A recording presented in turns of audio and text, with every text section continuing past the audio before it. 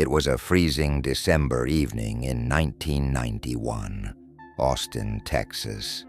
The town was unusually quiet, the kind of silence that feels unsettling. Inside a small frozen yogurt shop, 4 teenage girls were finishing their shift. They had no idea that the night would end in one of the city's darkest tragedies. 13-year-old Amy Ayers giggled as she helped clean up. Jennifer Harbison, 17, organized the counter while her younger sister, Sarah, 15, chatted with Eliza Thomas, also 17. The girls talked about school, family, and Christmas plans. Their laughter filled the tiny shop. It was supposed to be a normal night, but evil had already entered the building. Someone armed and ruthless broke in. Within minutes, the cheerful sounds turned into chaos. The girls were tied up, gagged, and shot. To erase evidence, the killer set the store ablaze. Flames swallowed everything: walls, shelves, and the bodies of 4 young girls who had done nothing wrong. When firefighters arrived, smoke poured into the night sky. What they found inside would haunt them forever. The news spread like wildfire. Austin, usually a city of warmth and friendliness, was paralyzed by fear. Parents clutched their children tighter. Teenagers avoided late shifts. No one could understand how such horror could strike innocent kids at a yogurt shop. The crime didn't just break hearts. It shattered the city's sense of safety. The victims' names soon filled every newspaper. Amy, the youngest, was kind and musical, loved by everyone. Jennifer was hardworking and protective, especially of her sister, Sarah, who was bright and gentle. Eliza was social and ambitious, dreaming of college and a future full of hope. The 4 friends shared laughter, plans, and now an unimaginable fate. The community mourned together, leaving flowers outside the burned shop. Candles flickered through the nights. People wanted answers, but the questions only grew. The fire had wiped away crucial traces. Still, they began carefully collecting what little survived: shell casings, burned ropes, and the faint outline of footprints. Every piece might help reveal what had happened. The crime was clearly calculated. The binding, the execution-style shootings, and the deliberate fire pointed to someone experienced or deeply disturbed. Investigators worked for hours, sketching, photographing, and examining every inch of the shop. Outside, cameras flashed as reporters delivered grim updates to the world. People demanded justice. The families wanted peace. But there were no witnesses, no cameras, and no solid suspects. Detectives followed tips that went nowhere.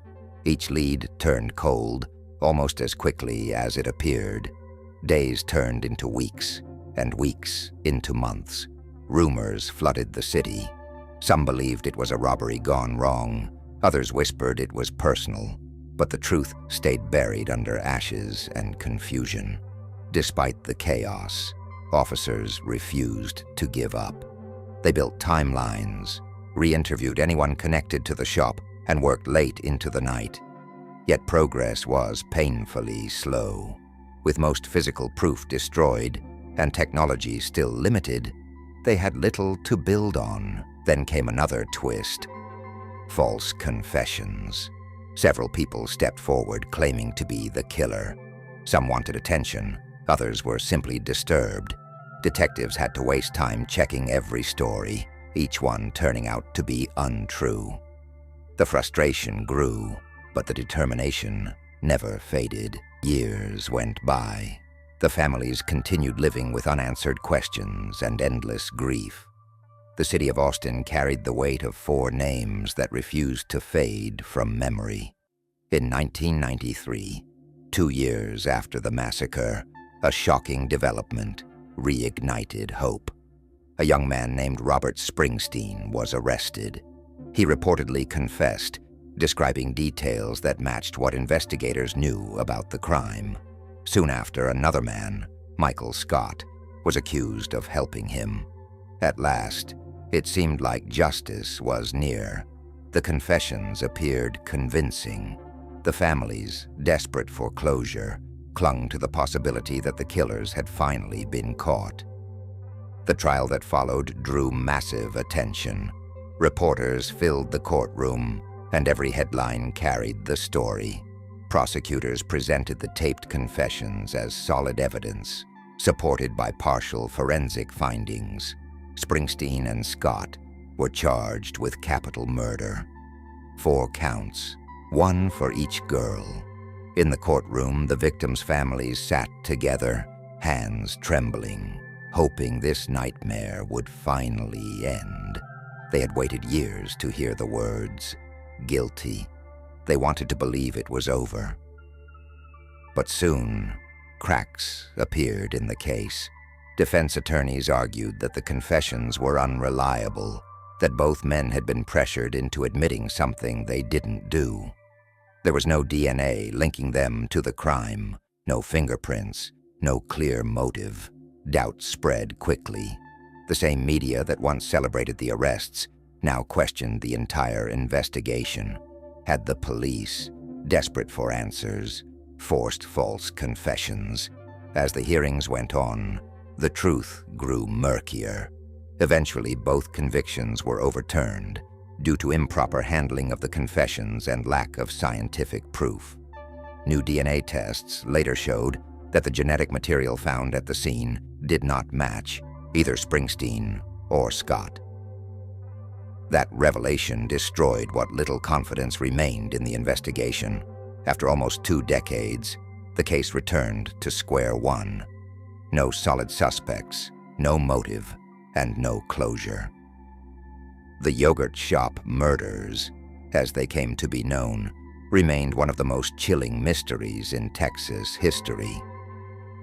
4 innocent girls, a destroyed shop, and an entire community left searching for answers that never fully came. Detectives continued to revisit the case over the years, using modern forensic tools, hoping that one day science would speak where people had failed. But as time passed, the killer's identity stayed hidden. Families of Amy, Jennifer, Sarah, and Eliza kept their memories alive. Birthdays remembered, anniversaries marked, and candles lit each December. The shop was gone, but the pain never left. More than 30 years later, Austin still remembers that night, not just for the loss, but for the innocence it stole.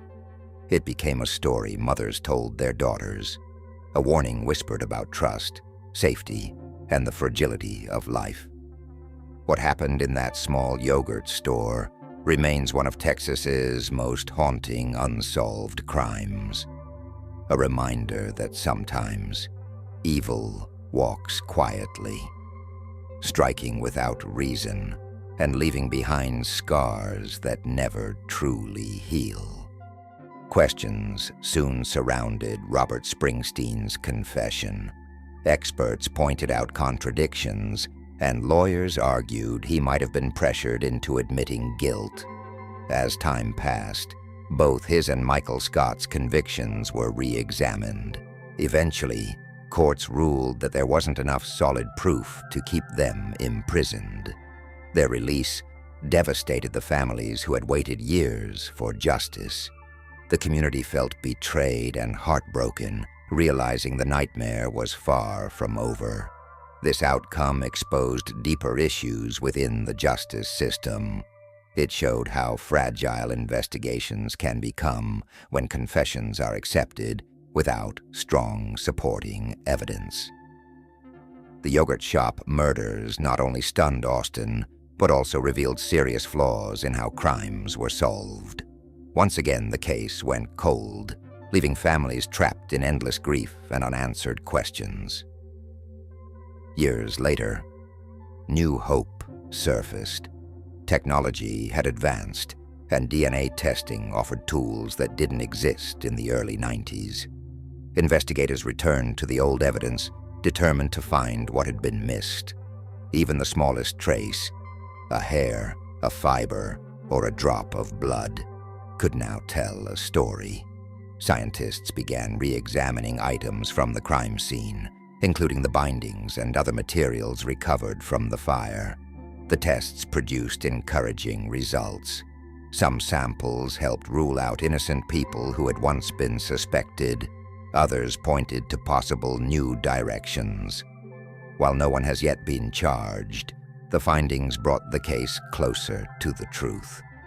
Each test carried the promise that one day, the real killer might finally be found. DNA technology changed everything. It proved that time does not always hide the truth. Every clue, no matter how small, reminded everyone that persistence and progress can break silence, even after years of darkness.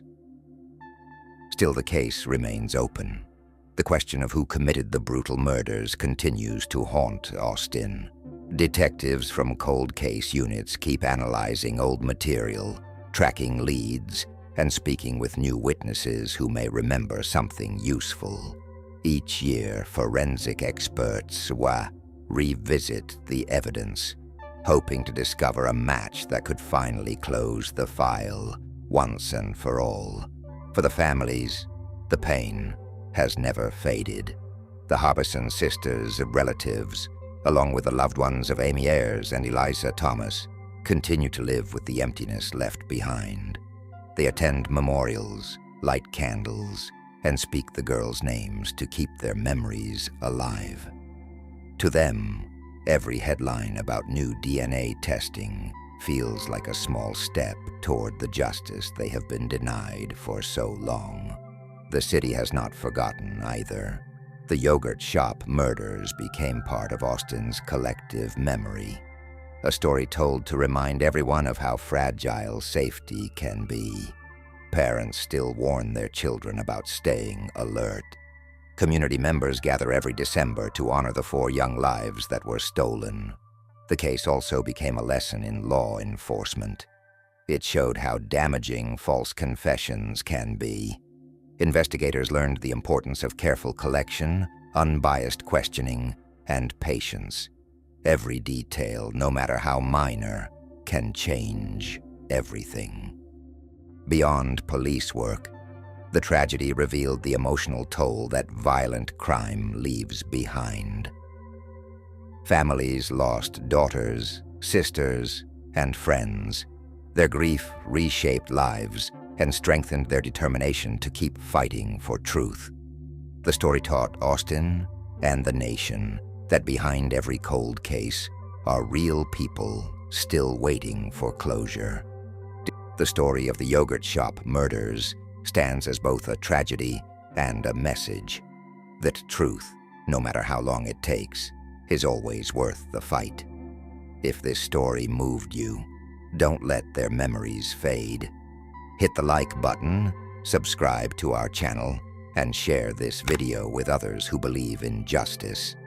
Every view, every share, and every comment keeps the names of Amy, Eliza, Jennifer, and Sarah alive. Together we can make sure their story is never forgotten, and that one day the truth finally comes to light.